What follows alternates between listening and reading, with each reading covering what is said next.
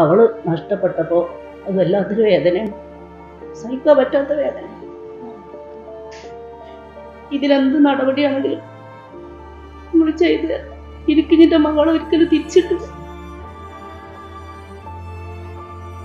ഒരുപാട് പീഡനങ്ങൾ ഭർത്താവിന്റെ വീട്ടിൽ നിന്ന് ഏറ്റിരുന്നു എന്നാണ് ഇന്നലെ മാധ്യമപ്രവർത്തകരോട് ഈ ഉമ്മ പറഞ്ഞത്.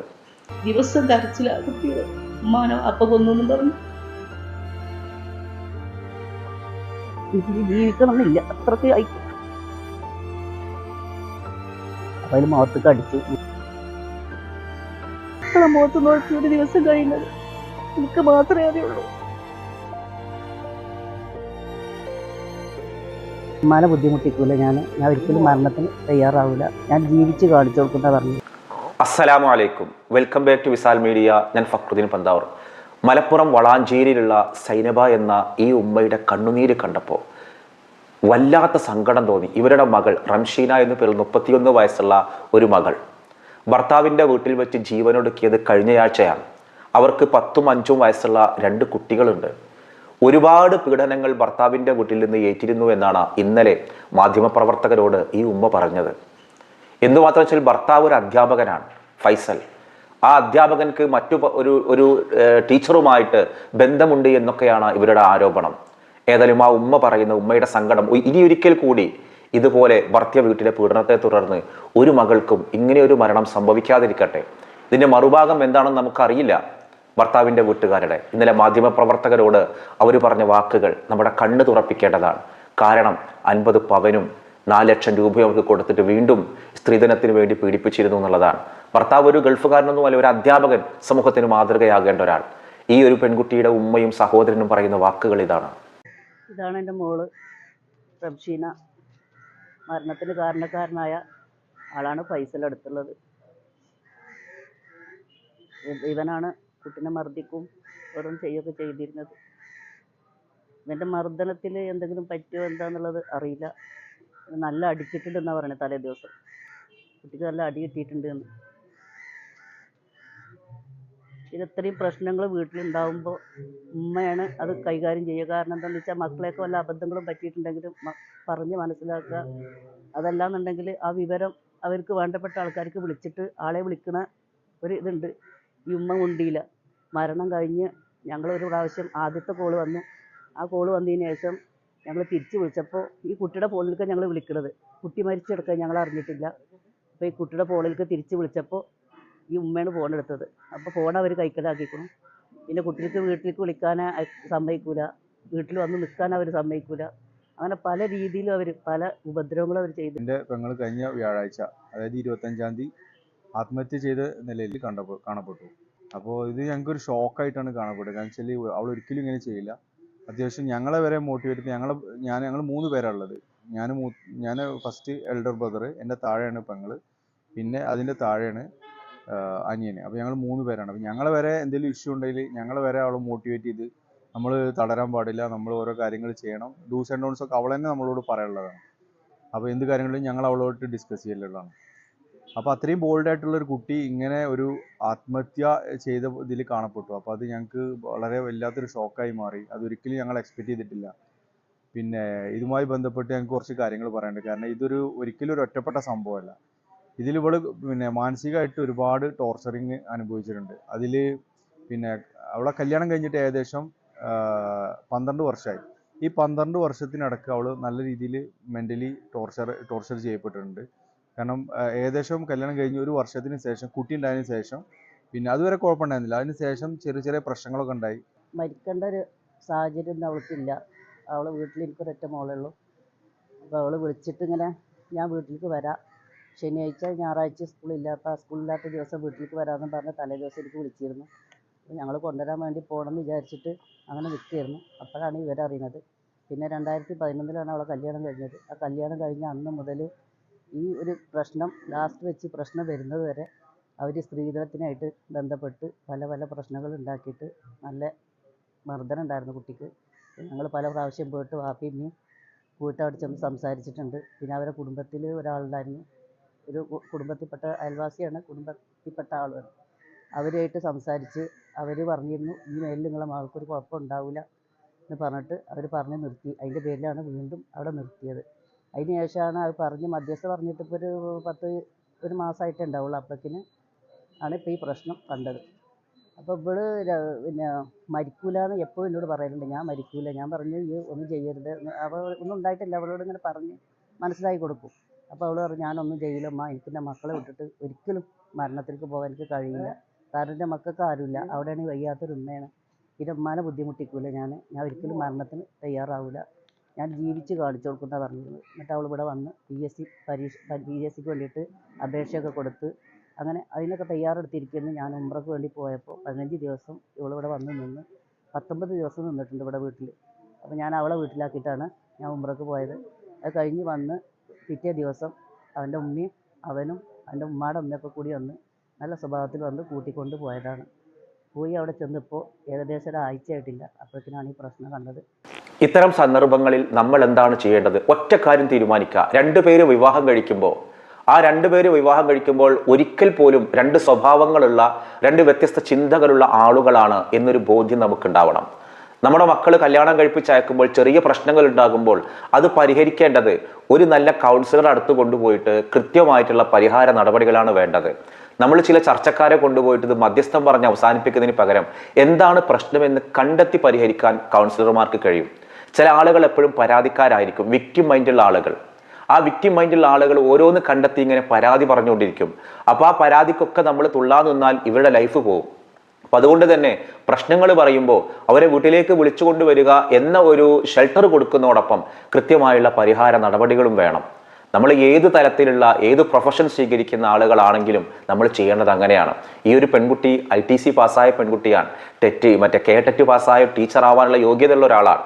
അതുകൊണ്ട് തന്നെ ലൈഫിൽ മുന്നോട്ട് കൊണ്ടുപോകാനും മറ്റുള്ളവർക്ക് പ്രചോദനം കൊടുത്തിരുന്ന ഒരു പെൺകുട്ടി തൻ്റെ ലൈഫിൽ ഒരിക്കലും നേരെയാകില്ല എന്ന് കരുതുമ്പോൾ മരണത്തെ തിരഞ്ഞെടുക്കേണ്ടി വരുന്നത് അവസാന നിമിഷത്തെ ഒരു തീരുമാനമായിരിക്കാം.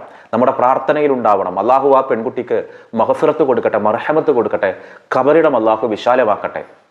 അപ്പോൾ ലാസ്റ്റ് എന്താ ഉണ്ടായെന്ന് വെച്ചാൽ എല്ലാ കാര്യങ്ങളും അവരാണ് പൊട്ടിച്ചത്. കാരണം ഈ ഫോണായിട്ടുള്ള പ്രശ്നങ്ങളും ഈ ഒരു അവിഹിത ബന്ധമുണ്ട് അതും പറഞ്ഞത് ഈ കുട്ടിയാണ്, മൂത്ത കുട്ടിയാണ്, അവനാണിത് കണ്ടുപിടിച്ചത്. പാപ്പാടെ സ്കൂളിൽ ഈ കുട്ടിയും അവിടെ തന്നെയാണ് പഠിക്കുന്നത്. അപ്പോൾ അങ്ങനെ ഇവർ ഇത് തമ്മിൽ സ്കൂളിൽ വെച്ചിട്ട് ഇങ്ങനെ ഓരോരോ പ്രശ്നങ്ങൾ ഉണ്ടാകുന്നതും പിന്നെ ഇവർ ഫോണിൽ ചാറ്റ് ചെയ്യണതും ഫോണ് കണ്ടുപിടിച്ചതും ഫോണിൻ്റെ ലോക്ക് ഈ കുട്ടി കാണാതെ പാപ്പാടെ അടുത്ത് ചെന്നിരുന്ന് അത് കണ്ടുപിടിച്ച് ഉമ്മാക്ക് പറഞ്ഞു കൊടുത്തു. ഉമ്മ അങ്ങനെ അറിയാതെ ലോക്ക് തുറന്നപ്പോഴാണ് എല്ലാ കാര്യങ്ങളും അതിന് മനസ്സിലായത്. അപ്പോൾ ഈ കുട്ടി പറയുന്നത് എന്താ വെച്ചാൽ പിന്നെ വാപ്പ അടിച്ചിട്ടുണ്ടെന്ന് തലേ ദിവസം വരെ എന്നാണ് പറഞ്ഞത്. വൈകുന്നേരം അന്ന് രാത്രി അടി ഉണ്ടായിട്ടുണ്ട്. ഉമ്മയുടെ ഫോണിൻ്റെ ലോക്ക് ഇവർ ചോദിച്ചു. അവൻ ചോദിച്ചപ്പോൾ തുറന്നു കൊടുത്തില്ല, അതിലങ്ങനെ പിടിച്ചു. അപ്പോൾ അതിൽ മുഖത്തേക്ക് അടിച്ചു. മുഖത്തേക്കാണ് അവൻ ആകെ അടിക്കുക, മുഖത്തേക്ക് നല്ല അടി അടിക്കും. അവൻ അടിക്കുകയും ചെയ്യും, പിന്നെ നല്ലോണം ചീത്ത പറയും. പറയാൻ പറ്റാത്ത വാക്കുകളൊക്കെ അവളെ പറയലുണ്ട് എന്നാണ് പറഞ്ഞത്. അങ്ങനെ പിന്നെ കുട്ടിയെ ടൂറ് പോകാൻ വേണ്ടി ഇറങ്ങി. ടൂറ് പോകാൻ വേണ്ടി നോക്കുമ്പോൾ ഉമ്മാനെ കാണണം എന്ന് പറഞ്ഞു. അപ്പോൾ അവർ കാണിച്ചു കൊടുത്തില്ല. അപ്പോൾ വല്യമ്മ പറഞ്ഞത്ര ഉമ്മ മുകളിലുണ്ട്, ഈ ചായ കുടിച്ചെന്ന് പറഞ്ഞ് വല്യമ്മ ചായ ഒക്കെ ഉണ്ടാക്കി കൊടുത്ത്. അങ്ങനെ പിന്നെ അവർ പോകാൻ ഇറങ്ങിയപ്പോൾ കുട്ടിനോട് പറഞ്ഞത്ര ഉമ്മ മുകളിലുണ്ട് എന്ന് പറഞ്ഞു. കുട്ടി ഉമ്മാനെ കണ്ടില്ല, അങ്ങനെ ഇറങ്ങിപ്പോയി. പിന്നെ മരണ വാർത്തയാണ് അറിയുന്നത്. അപ്പോൾ എന്തായാലും ഞങ്ങൾക്കത് അവൾ സ്വയം ചെയ്യില്ല എന്നുള്ളത് ഞങ്ങൾക്ക് നല്ല ഉറപ്പാണ്. അപ്പോൾ എന്തൊക്കെ ദുരൂഹതകളുണ്ട്. അപ്പോൾ അതെന്തായാലും ഞങ്ങൾക്ക് നിയമത്തിൻ്റെ മുന്നിൽ തെളിയണം എന്നുള്ള നല്ല ആഗ്രഹമുണ്ട്. പക്ഷെ എനിക്ക് വേറൊരു മകളില്ല, ഈ ഒരു മകളേ ഉള്ളൂ. എനിക്കിനി ജീവിക്കണം എന്നില്ല, അത്രയ്ക്ക് ആയിക്കും. കാരണം എന്താണെന്ന് വെച്ചാൽ എൻ്റെ ജീവിതം മുന്നോട്ട് പോയിരുന്ന ആ മകളാണ്. എൻ്റെ 3 മക്കളിൽ ഏറ്റവും കൂടുതൽ ഒരു സഹായമായിട്ട് എന്തായിട്ട് ഞങ്ങളെ വീട്ടിലെ എല്ലാ കാര്യങ്ങളും നടത്തിയിരുന്നത് അവളാണ്. എനിക്കൊരു ദിവസം അവളോട് സംസാരിക്കാതിരിക്കുക അല്ലെങ്കിൽ എന്തെങ്കിലും ചെയ്യുന്നില്ലെങ്കിൽ എനിക്ക് വല്ലാത്ത വിഷമമാണ്. അപ്പോൾ അതുകൊണ്ട് എൻ്റെ മകൾക്ക് നീതി കിട്ടണം, അതാണ് എനിക്ക് പറയാനുള്ളത്. അവരുമ്മാനെ പിരിഞ്ഞൊരു ദിവസം നിൽക്കാത്ത മക്കളാണ്. ഇവിടെ വീട്ടിൽ വന്നാൽ പോലും അവർ ഒരു ദിവസം അടുത്തുനിന്ന് മാറി കിടക്കുകയിരിക്കും ചെയ്യാത്ത കുട്ടികളാണ്. ഒന്നിന് 5 വയസ്സ്, ഒന്നിന് 10 വയസ്സ്. അവരെ മുഖത്ത് നോക്കി നിൽക്കാൻ കഴിയില്ല. എനിക്ക് മകള് പോയി അതെനിക്ക് തീരാത്ത ദുഃഖമാണ്. അതേപോലെ ഈ മക്കളെ മുഖത്ത് നോക്കി ഒരു ദിവസം കഴിയുന്നത് എനിക്ക് മാത്രമേ അറിയുള്ളൂ. നമ്മൾ അവൾക്ക് കല്യാണം കഴിയുന്ന സമയത്ത് ഏകദേശം 50 പവന് ഗോൾഡായിട്ട് കൊടുത്തിട്ടുണ്ടായിരുന്നു. പിന്നെ അവർ പറഞ്ഞത് പോരാ, വേറെ കൂടുതൽ വേണം എന്ന രീതിയിലൊക്കെ അവർ ഞങ്ങൾക്ക് പിന്നെ അവളെ പെങ്ങളെ പല രീതിയിലും പിന്നെ മെൻ്റലി ടോർച്ചർ ചെയ്തിട്ടുണ്ട്. പിന്നെ അതങ്ങനെ കഴിഞ്ഞു. പിന്നെ ഞങ്ങളതിൽ അവൾ പിന്നെ കാര്യങ്ങൾ ഞങ്ങളോട് പറയും. അപ്പോൾ ഞങ്ങൾ അവളെ ഇത് സമാധാനിപ്പിക്കും. പിന്നെ അതിന് ശേഷം അവൾക്ക് സ്കൂളിൽ ജോലി ആയി കൊടുക്കണം എന്നുണ്ട്. അതിന് ഡൊണേഷന് വേണ്ടിയിട്ട് പിന്നെ 25 ലക്ഷം രൂപ വേണം എന്ന് പറഞ്ഞിട്ട് പലപ്പോഴും അവളെ പറഞ്ഞ് ശല്യപ്പെടുത്തി, പൈസ കൊണ്ടുവരണം എന്നൊക്കെ പറഞ്ഞിട്ട് അവളോട് പറയാറുണ്ട്. അപ്പോൾ അത് അവൾ ഞങ്ങളോട് പറയും. അപ്പോൾ ഞങ്ങൾ എന്താ പറയുക, നമ്മളൊരു കുട്ടീനെ കല്യാണം കഴിപ്പിച്ചിട്ടുണ്ട്, നമ്മളത്ര സാമ്പത്തിക സ്ഥിതി പറഞ്ഞു കഴിഞ്ഞാൽ നമ്മളെ സാമ്പത്തിക സ്ഥിതി അനുസരിച്ച് കൊടുത്തിട്ടുണ്ട്. അപ്പോൾ അവരിങ്ങനെ ഇത് പറയുമ്പോൾ നമ്മളെ കൊണ്ട് കഴിയുന്ന രീതിയിൽ ഒരു 4 ലക്ഷം രൂപ വരെ അവൾക്ക് പലപ്പോഴായിട്ട് കൊടുത്തിട്ടുണ്ട്. പിന്നെ അത് അങ്ങനെ പോയിരുന്നു. പല പ്രശ്നങ്ങളുമായിട്ട് അവളെ മെൻ്റലി നന്നായിട്ട് ടോർച്ചർ ചെയ്ത് പല രീതിയിലും മർദ്ദിച്ചിട്ടുണ്ട്, അസഭ്യം പറഞ്ഞിട്ടുണ്ട്. അപ്പോൾ അവളെ കല്യാണത്തിന് ശേഷം അവൻ ഇങ്ങനെ പോയിട്ടുണ്ടായിരുന്നു. ഇങ്ങനെ പല രീതിയിലും പിന്നെ ഡൗറി ആയിട്ട് ബന്ധപ്പെട്ട് പല കാര്യങ്ങളും ചോദിച്ചിട്ടും ഇങ്ങനെ പറഞ്ഞിട്ടുണ്ടായിരുന്നു. ഇപ്പോൾ അടുത്ത് ഏകദേശം നമ്മൾ ഡീറ്റെയിൽസ് പരിശോധിച്ചപ്പോൾ നമുക്ക് മനസ്സിലായത് ഏകദേശം 1 ഇയറോളത്തിൻ്റെ മേലെ ഇവർ ഒരു പരസ്ത്രീയായിട്ട് ബന്ധമുണ്ട്. അവരെ സ്കൂളിൽ തന്നെ പഠിപ്പിക്കുന്ന ഒരു ടീച്ചറുമായിട്ട്, ആ ടീച്ചർക്ക് +2 പഠിക്കുന്ന 2 കുട്ടികൾ, +2ലും +1ലും പഠിക്കുന്ന കുട്ടികളുണ്ട്, അവരുമായിട്ട് ബന്ധം ഉണ്ടായിരുന്നു. അപ്പോൾ അത് ഈ പെങ്ങൾ ആദ്യമൊക്കെ ഫ്രണ്ട്ഷിപ്പ് എന്നുള്ള ലെവലിൽ വിട്ടു. പിന്നെ അത് പിന്നീട് വഴിവിട്ട ബന്ധത്തിലേക്ക് പോയി. പല രീതിയിൽ പിന്നെ ഈവനിങ്ങിലൊക്കെ വീഡിയോ കോളുകളും മെസ്സേജുകളും പിന്നെ ഒപ്പം പോകുന്നുണ്ട് എന്നൊക്കെയാണ് ഞങ്ങൾക്ക് അറിയാൻ പറ്റിയത്.